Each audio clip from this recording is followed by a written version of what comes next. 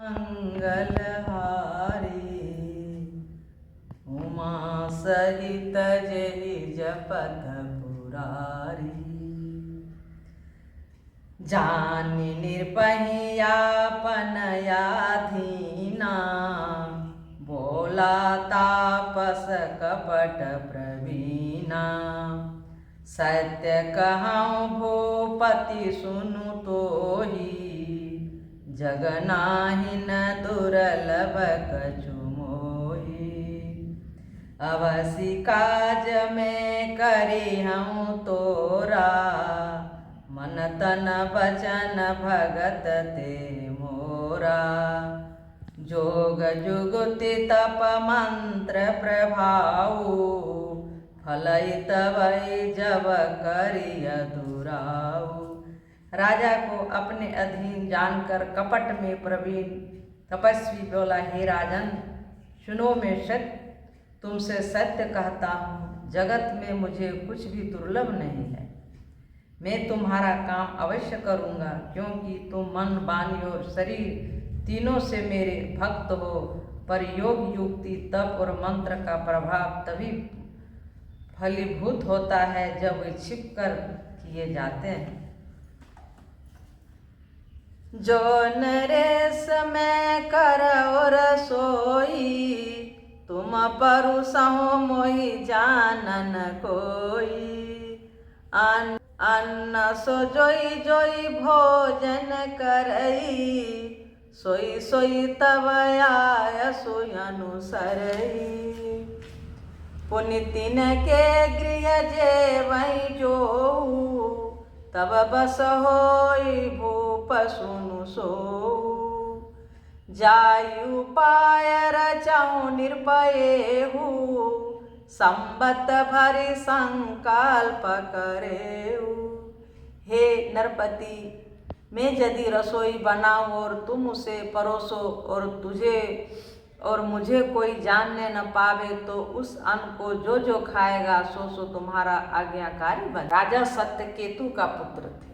केकई देश के राजा सत्यकेतु उनका पिता का नाम था। बहुत धर्मात्मा थे, दयालु थे, पंडित थे, ज्ञानी थे। उन्हीं का पुत्र प्रताप भानु राजा हुआ। उन्हीं कोई कपटी मुनि बता रहा कि मैं रसोई बनाऊंगा और तुम परोस के सब ब्राह्मण लोग को खिलाओगे, जो कि जो जो खाएगा वह तुम्हारा आज्ञाकारी बन जाएगा, आज्ञा का पालन करेगा। यही नहीं उन भोजन करने वालों के घर जो भी कोई भोजन करेगा, हे राजन सुनो, और वर्ष भर भोजन कराने का संकल्प कर लेना।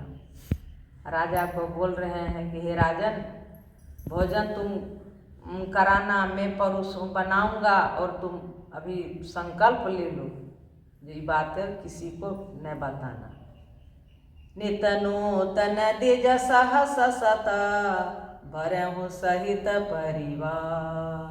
मैं तुम्हारे संकल्प लगी दिन कर विजयवनार। नित्य नए 1,00,000 ब्राह्मणों को कुटुंब सहित निमंत्रित करना मैं तुम्हारे संकल्प के काल अर्थात 1 वर्ष तक प्रतिदिन भोजन बना दिया करूँगा। यही विधि भूप कष्ट अति थोरे होई है सकल विप्र बस तोरे।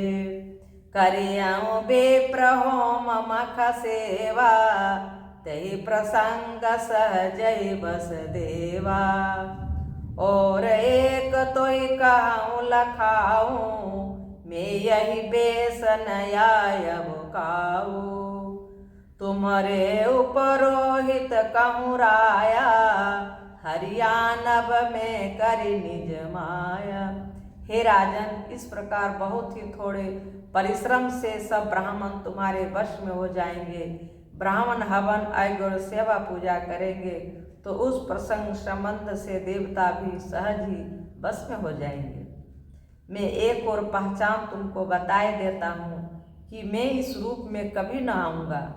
हे राजन, मैं अपनी माया से तुम्हारे पुरोहित को हर लाऊंगा।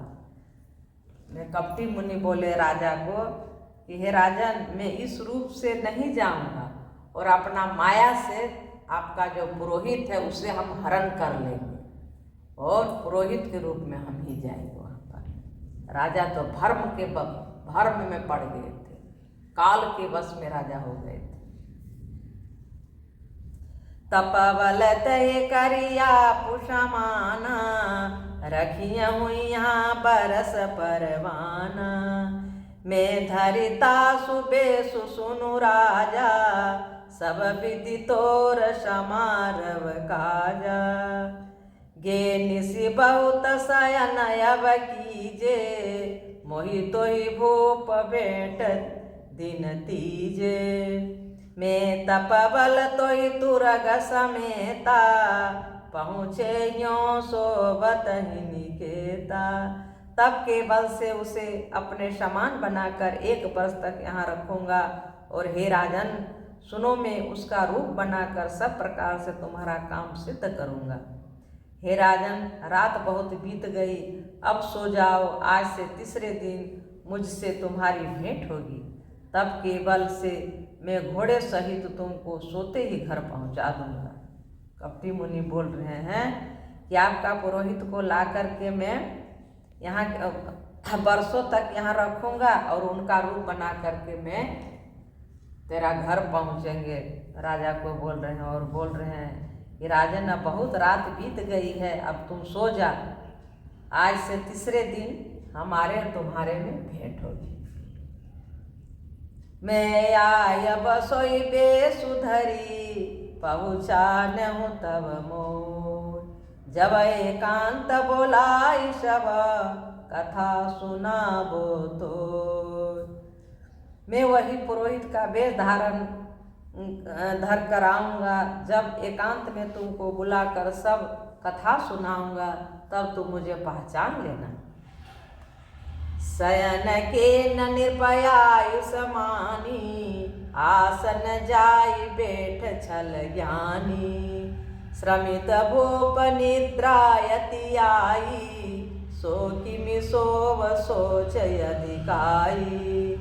काल के तु निशिचर तहयावा, जहि सुकर सोई निर्पहि बुलावा। परम मित्र तापस निरपकेरा, जानई सोयति कपट घनेरा। राजा ने आज्ञा मानकर शयन किया और वह कपट ज्ञानी आसन पर जा बैठा। राजा थका था, उसे खूब गहरी नींद आ गई, पर वह कपटी कैसे सोता, उसे तो बहुत चिंता हो रही थी। उसी समय वहाँ कालकेतु राक्षस आया। उसने सुअर बनकर राजा को भटकाया था। वह तपस्वी राजा का बड़ा मित्र था और खूब छल प्रपंच जानता था। राजा को बोले, राजा जब दिन को थके हारे थे तो सो गए, उनको भारी निद्रा आ गई। तभी कपट मुनि जो है सो बैठ के सोच रहा है कि अब मैं क्या करूं। उसी टाइम उसको कालकेतु राक्षस याद आया और वही कालकेतु राक्षस था जो कि सुअर बनकर राजा को छला था और छलते छलते हुए कपटी मुनि के आश्रम तक पहुंचा दिया था। उसी को याद किया और वहाँ पर कालकेतु पहुँच गया। ते सत सुत अरु 10 भाई, खलयति अजय देव दुखदाई। प्रथम ही भूप समर सब मारे, विप्रशांत सुर देखी दुखारे। तही खल पाछिल बयरु संभारा, तापस नृप मिली मंत्र विचारा।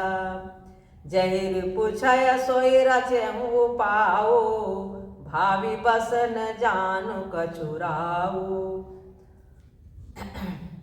उसको 100 पुत्रों 10 भाई थे जो बड़े ही दुष्ट, किसी से न जीते जाने वाली और देवताओं को दुख देने वाले थे। ब्राह्मणों, संत और देवताओं को दुखी देखकर राजा ने उन सबको पहले युद्ध में मार डाला था। उस दुष्ट ने पिछला बेर आद करके तपस्वी राजा से मिलकर सलाह विचारी, षड्यंत्र किया और जिस प्रकार शत्रु का नाश हो वही उपाय रचा।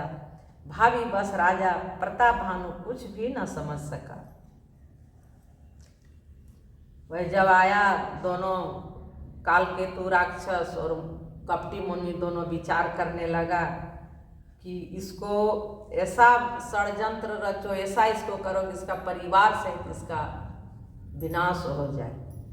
और राजा जो थे उसके भावी बस मने वो इतना मने विह्वल हो गए थे जो कि वो सब कुछ भूल गए थे और वह कपटी मुनि के बात पर चल रहे थे।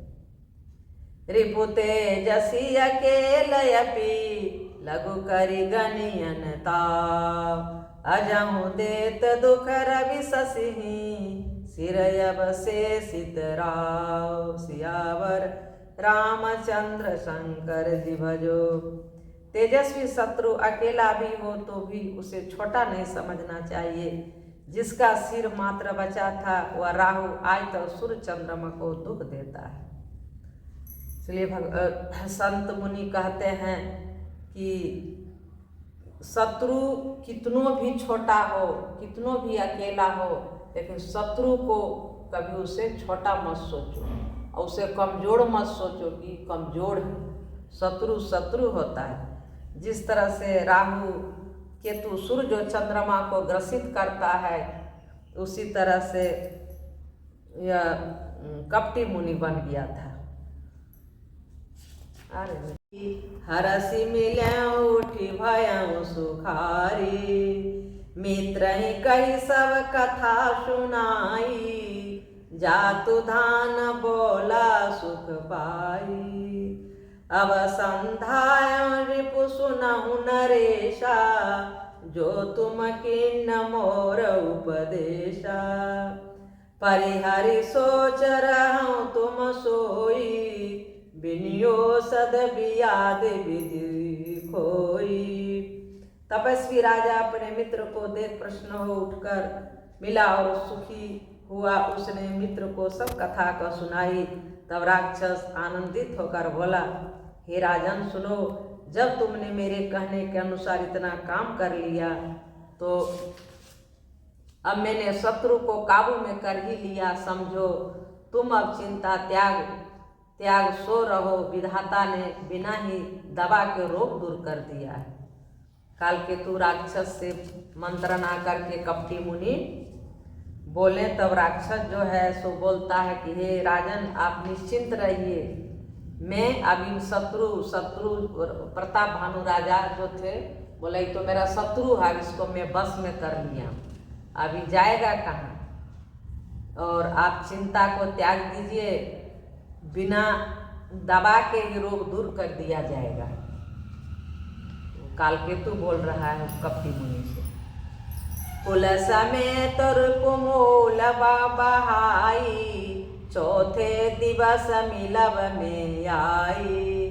तापस निरपहि बहुत परितोषु, चला महाकपटी अति रोची। भानु प्रताप बाजी समेता, पहुँचाय सिछन मांजनी केता।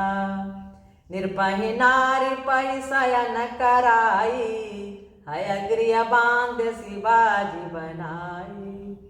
कुल सहित शत्रु को जड़ मूल से उखाड़ बहाकर आज से चौथे दिन में तुमसे आ मिलूंगा। इस प्रकार तपस्वी राजा को खूब दिलासा देकर वह महामायावी और अत्यंत क्रोधी राक्षस चला। उसने प्रताप भानु राजा को घोड़े सहित क्षण भर में घर पहुंचा दिया। राजा को रानी के पास सुलाकर घोड़े की अच्छी तरह से घुड़साल में बांध दिया। और जब राजा सो गए तो कपटी मुनि से बात करके कालकेतु और अपना माया से भानु प्रताप राजा को बाजा गाजा घोड़ा सहित रानी के महल में उनका पलंग पर ले जा करके राजा को सुला दिया और बोला कि आज से चौथे दिन अब आपसे हमको भेंट होगी।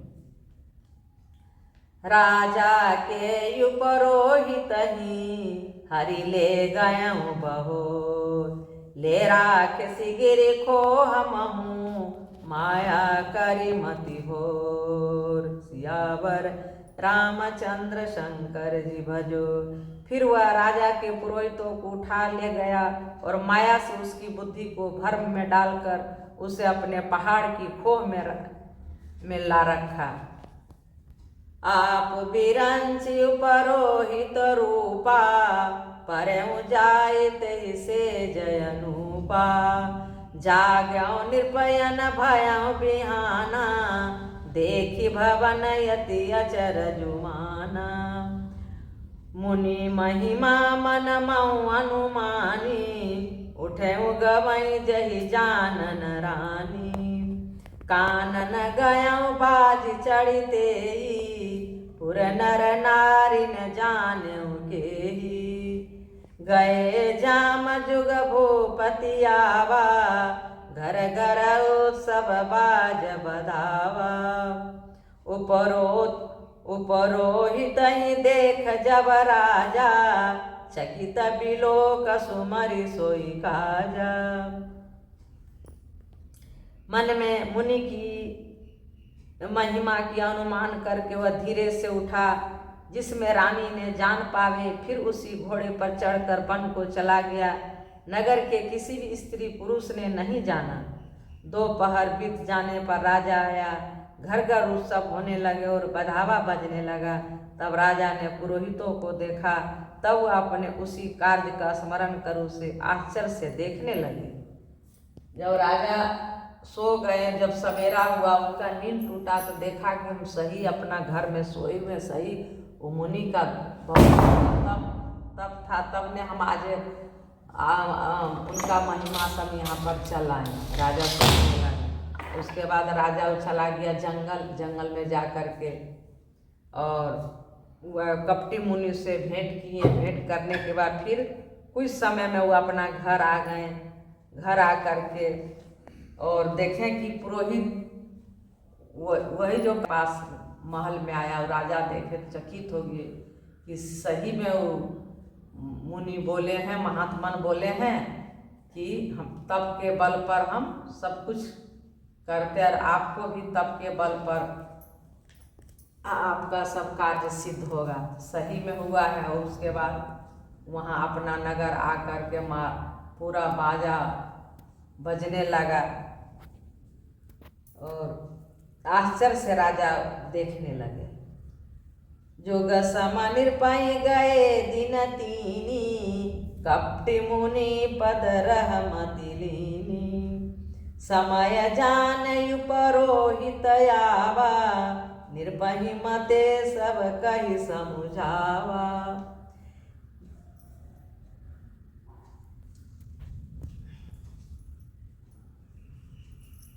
राजा को 3 दिन युग के समान बीते। उसकी बुद्धि कपटी मुनि के चरणों में लगी रही। निश्चित समय जानकर पुरोहित बना हुआ राक्षस आया और राजा के साथ की हुई गुप्त सलाह के अनुसार उसने अपने सब विचार उसे समझा कर कह दिए।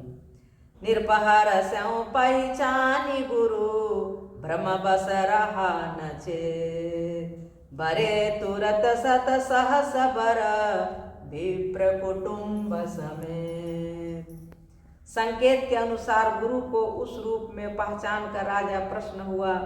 भ्रमवश उसे चेत न रहा कि यह तापस मुनि है या कालकेतु राक्षस। उसने तुरंत 1 लाख उत्तम ब्राह्मणों को कुटुंब सहित निमंत्रण दे दिया। उपरोहित जेवनार बनाई, छरस चारे विधि जस श्रुति गाई। माया मयत किन्नर सोई, व्यंजन बहु गणि सकई न कोई। विविध मृगन करयामि सरांधा, तहि मऊ विप्र मांसु खल साधा। भोजन कहूँ सब विप्र बोलाए, पद पखारे सादर बैठाए। पुरोहित ने 6 और 4 प्रकार के भोजन, जैसा कि वेदों में वर्णन है, बनाए। उसने मायामयी रसोई तैयार की और इतने व्यंजन बनाए जिन्हें कोई गिन नहीं सकता। अनेक प्रकार से पशुओं को मांस पकाया और उसमें उस दुष्ट ने ब्राह्मणों का मांस मिला दिया। तब ब्राह्मण को भोजन के लिए बुलाया और चरण धोकर आदर सहित बैठाया। काल आ गए हैं और आने के बाद में वो रसोई में गए और नाना तरह के व्यंजन बनाए और जितना 1 लाख ब्राह्मण को राजा जो है निमंत्रण भेजाएं कि मेरे यहाँ आप भोजन ग्रहण कीजिए। उसके बाद वो कालकेतु राक्षस क्या किया कि रसोई में जाकर अनेक जानवर का मांस बनाया और सब ब्राह्मण को निमंत्रण दिया। आई भेद को कोई भी नहीं जान सका, रानी को भी राजा नहीं बताया। मही लाग मही पाला, भे आकाश बानी तेहि काला। विप्र वृंद उठी उठी गृह जाऊं, है बड़ी हानि अन्न जनि खाऊं। भयं रसोई भूसुरु मांसो, सब तिज उठे मानि विश्वासु। भूप विकल मति मोहि भूलानी, भावी बस न आव मुखवानी। जो ही राजा परोसने लगा उसी काल केतु कृत आकाशवाणी हुई, हे ब्राह्मणों उठ उठ कर अपने घर जाओ, ये अन्न मत खाओ, इसके खाने में बड़ी हानि है। रसोई में ब्राह्मणों का मांस बना है। आकाशवाणी का विश्वास मानकर सब ब्राह्मण उठ खड़े हुए। राजा व्याकुल हो गया, परंतु उसकी बुद्धि मोह में भूली हुई थी। होनहार वश उसके मुंह से एक बात भी न निकली। कालकेतु राक्षस क्या किया कि बहुत ऐसा ब्राह्मण को मार के उसका भी भोजन मांस बनाया और परोसने लगा। जब परोस दिया सब ब्राह्मण बैठ गए खाने को, तो आकाशवाणी हुआ और बोले कि हे ब्राह्मण, आप लोग इस अन्न को मत खाइए, इस अन्न में हानि है, क्योंकि ब्राह्मण का मांस इसमें बना हुआ है। तब जाकर सब ब्राह्मण सब उठ गए। उठ करके सब अपना अपना पत्तल में देखने लगे, देखते सही में मांस है। तो राजा जो है से उनका मुख से, प्रताप भानु के मुंह से एक भी आवाज नहीं आ रहा था कि अब हम क्या बोले। बोले विप्र सकोप बस तब, नहीं कछु किन्ह विचार। जाय निशाचर हो नृप, मुंड सहित परिवार। तब ब्राह्मण क्रोध सहित बोल उठे। उन्होंने कुछ भी विचार नहीं किया और मूर्ख राजा तो जाकर परिवार सहित राक्षस हो जाए। सब विप्र खाना को देख करके और श्राप दे दिए कि रे दुष्ट, रे राजन, तुम कुल सहित परिवार तुम राक्षस हो जाओगे। बिना सोचे बेचारे राजा को श्राप दे दिए। छत्र बंधु ते विप्र बोलाई, घाले लिए सहित समुदायी। ईश्वर राखा धर्म हमारा, जैसी ते समेत परिवार। संबत मध्य नाश तब हो, जलदाता नरय कुल को। निर्पसु निश्राप विकलयति त्रासा, भे बहोरि बर गिराय काशा।